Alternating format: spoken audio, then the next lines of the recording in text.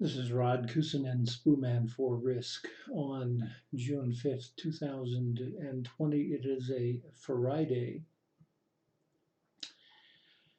And before the open this morning, if you checked the news, you knew that at 8:30 Eastern Standard Time, the release of the unemployment figures was coming out. And it was obviously expected to be pretty bad. Here was the forecast. Okay. An improvement as far as non-farm employment was concerned, but the unemployment rate overall was expected to be worse than the previous report. It was just the opposite. Now, let's take a look at the composite market profile. As we had mentioned yesterday, the upper value area that was within reach and a number expected to get hit was 3147.25. Now, prior to the release of the announcement, the market, in fact, had rallied a little past 3145, and you can see it was nervous about going much higher. And so, in fact, it began to pull back until the announcement. And then when that announcement took place, we all know what happened. Now, we had mentioned a reason to be cautious about going much above this level. And the reason, obviously, is that, as you can see, there's been historically very little volume above that level until you get almost past 3,200. So most recently, as the market went up past it and then came back down past it very quickly, not much activity in there.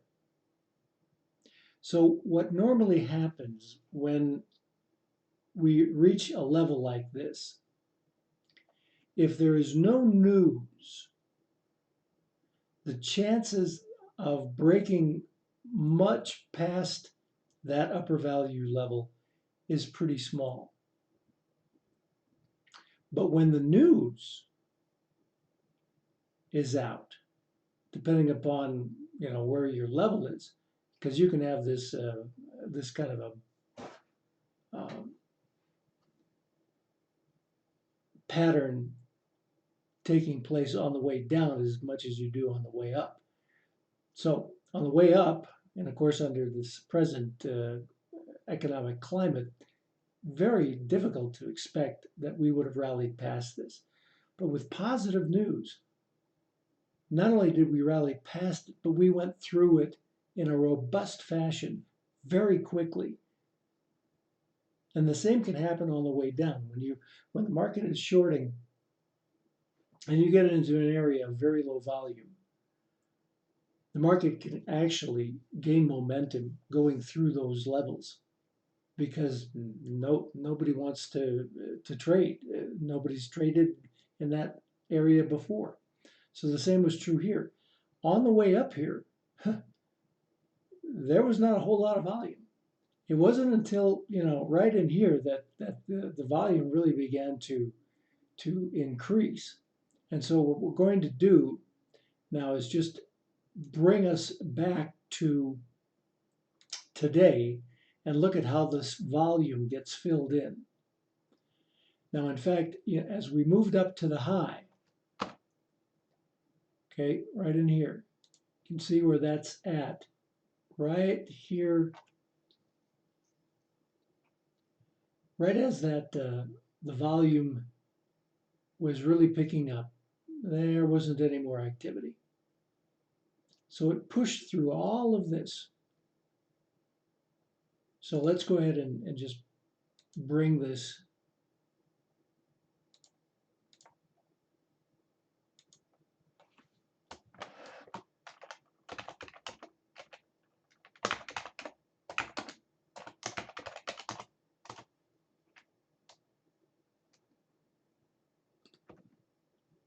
and you see how much volume filled in. Now, all the same, as this goes back down, same thing's going to happen. Technically, we probably won't break much below this level unless there's some negative news. But we will go back there eventually.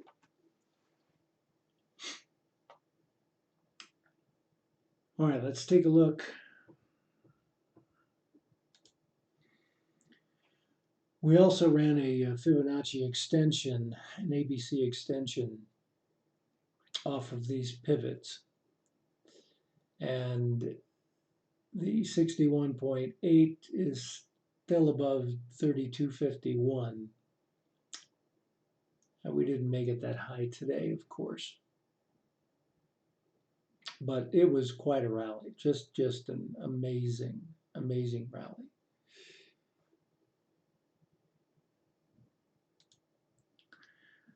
Now, after the high, we got short, and we pulled our trades right down here. And then we tried to short it again at the top here. But I got nervous, and we got out. I was expecting this to go back down to about 84 was my target, which 84.25 specifically because it was a very low volume note, and as you can see, that just happened as we were screen capturing this. And then I really didn't have any more time to futz with the market, but we took a real quick trade later on. But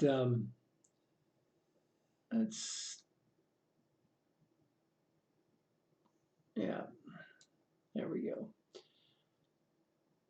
I didn't have time to futz with this. So anyway, market finally went down to exactly where we figured it was going to go. Serves you right. But I want to draw attention to the Prem Thresh 10 or 9.5. I switched over to 9.5. I was having charts just not propagating. The data was sticking in 10.0, and so I recreated everything and put it back into 9.5. Could have been just the market, I'm not sure. But now I want to draw your attention to one very important part of this workspace. All right, this workspace, I think probably the most important indicator in here is in this subgraph. And so what I'm going to do now is turn off all of the indicators except for this. Okay, so what I've done here is I've eliminated all of the other indicators but the CFB. In particular, the thicker CFB is what I want to draw your attention to, because it's important to know how to read this, especially in a trending market. Now, we'll repeat the very principles that we teach all the time. Direct relationship between the Spoos and the premium. Spoos are going up, premium should be going up. Spoos are going down, premium should be going down. That means if it's going up, higher highs, higher lows. If it's going down, lower highs and lower lows. So watch what's happening to this indicator. Now, right out of the gate, we move up rather quickly in a rather robust manner.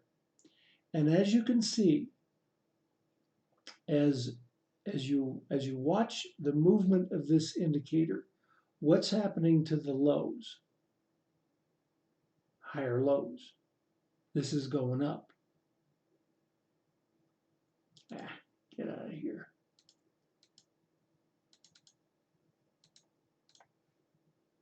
Pardon me. Okay, so higher lows. This is moving up.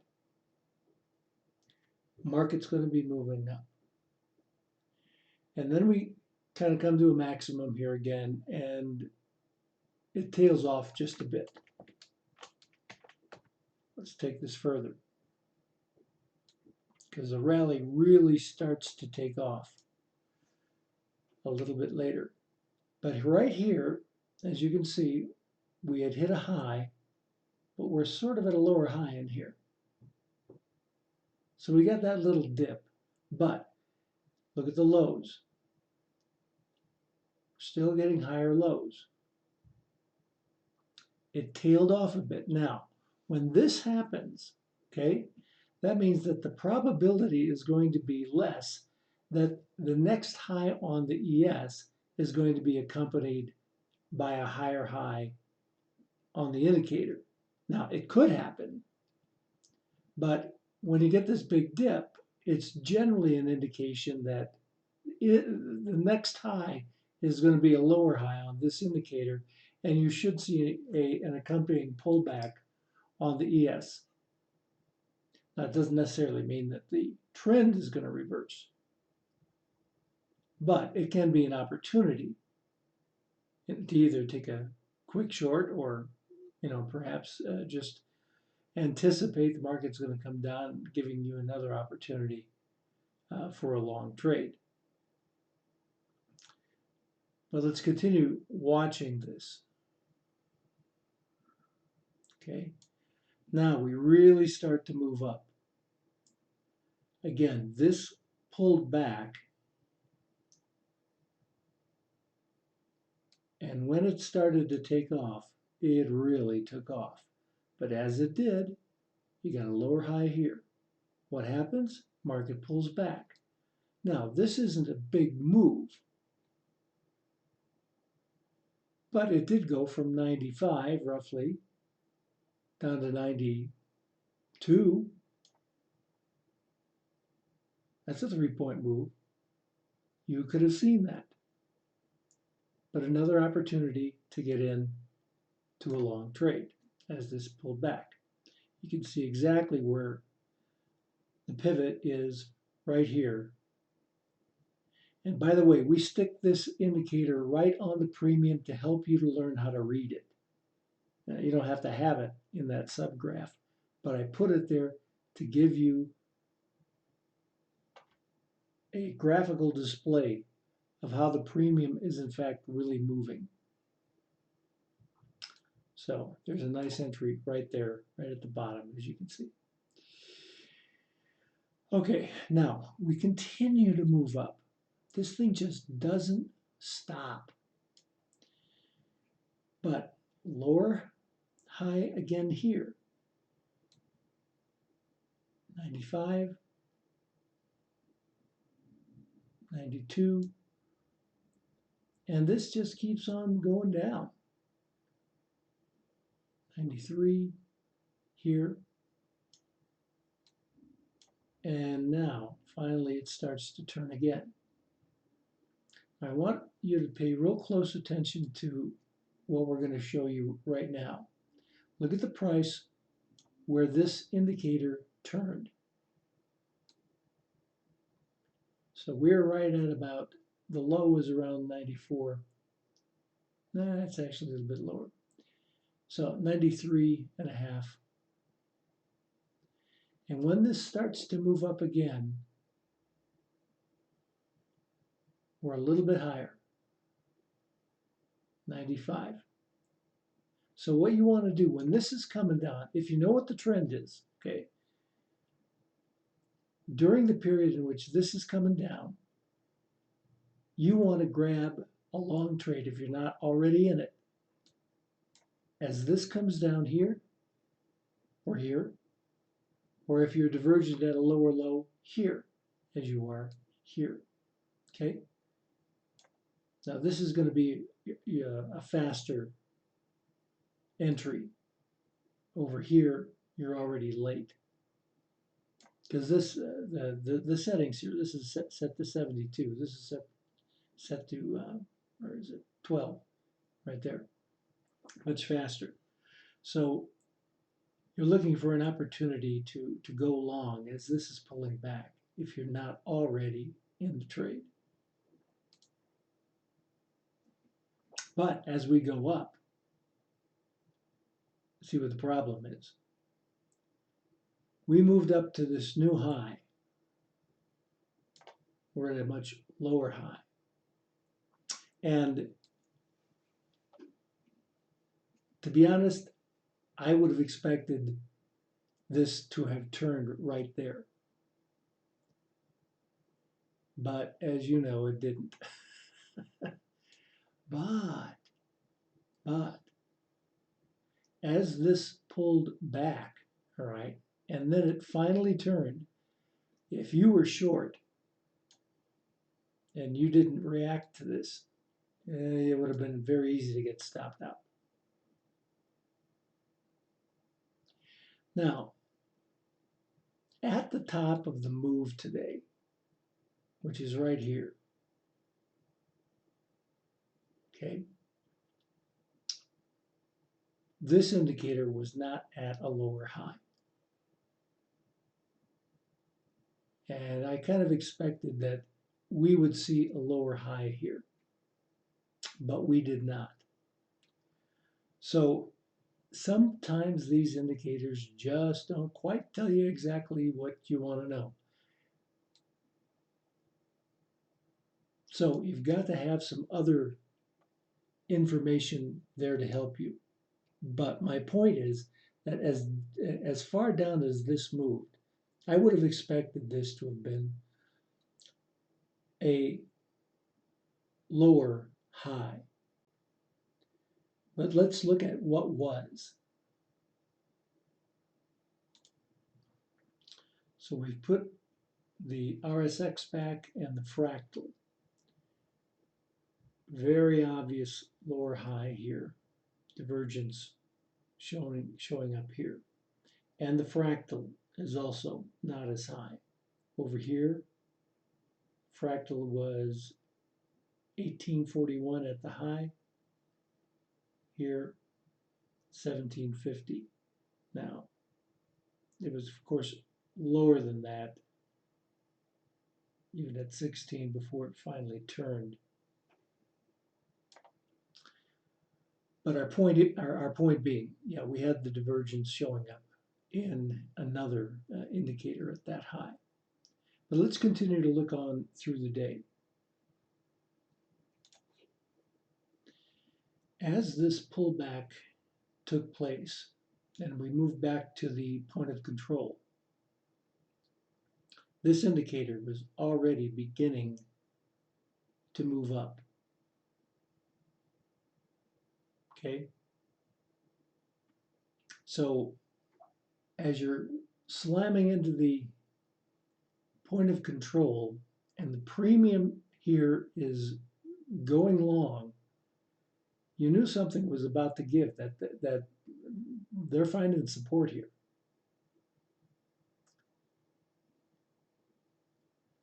And although that was the low, and you could have easily gotten in as the premium indicators here are beginning to slope up there. Another good opportunity would have been right in here.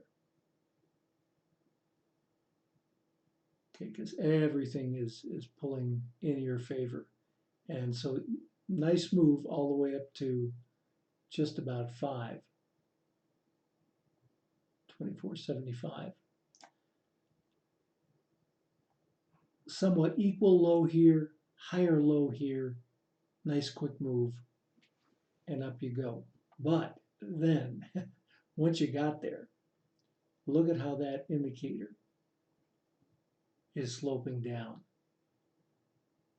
So you knew that this was an overbought situation and this market's coming down.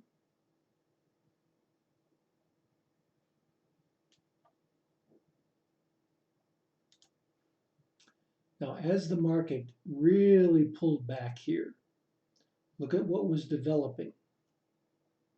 All right. this is moving up as this is moving down. What does that tell you is going to happen here? Okay. And here's your right in here in this subgraph as the secondary CFB turns. Wow, nice move up. But by the same token, as this moves up, all right, look at what's already developing here. This is beginning to move down. So what you want to do here is anticipate, just because that what I'm about to say is the way that this indicator behaves. This will pull back and then it'll move up again. But a good place to short it is if we are at a higher high on the ES, but a lower high.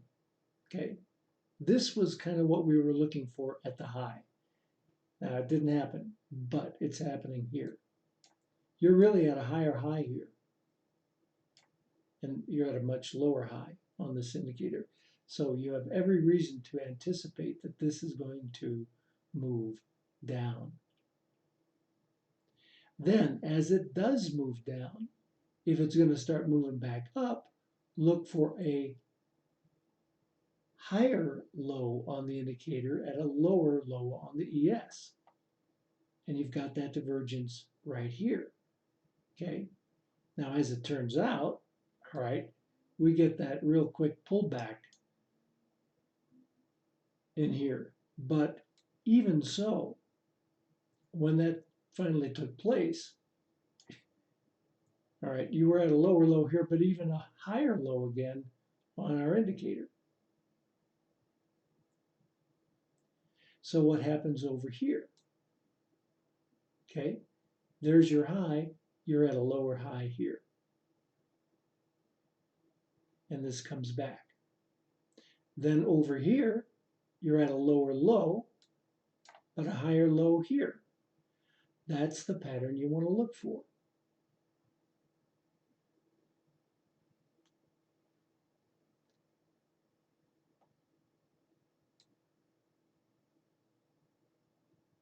Now, let's see what happened over here.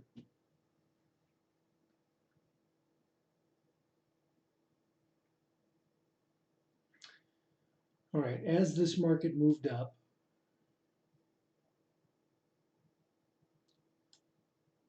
well, you're really not at a higher high here.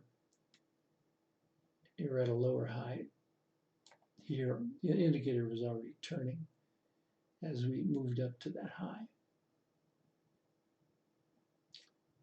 So we're not going to compare this high anywhere in here. What we really need to and want to do is just compare these highs, right? Because you got a little higher over here. So when you look at where the high of this move was on the indicator, you can easily see you're at a lower high here. This is coming down.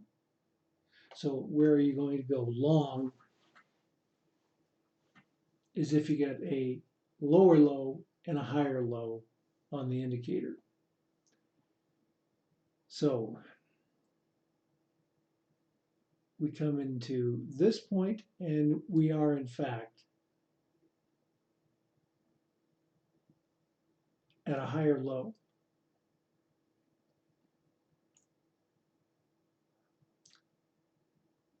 That turns out to be the low of that move, and you're at a higher low again still. And then as this moves up, we finally get our, we get our last move down late in the day.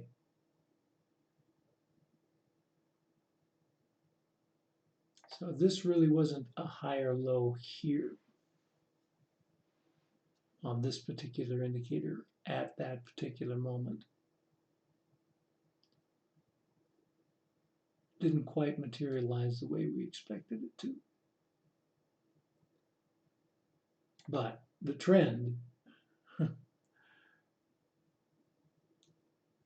was significant. You don't want to be trading against that.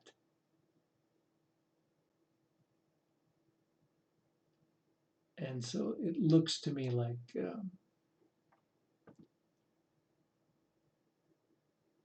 this is going to continue to move down.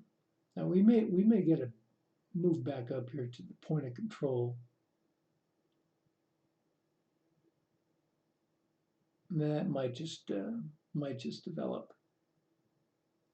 But all the same, what we want to point out is how to read this. And the best way, some of the best trades you're going to get is when this is showing the divergence, and then you want to trade in that direction. So pay close attention to that indicator. All right, that completes our video. I'm Rod Kusanen, Spooman for Risk.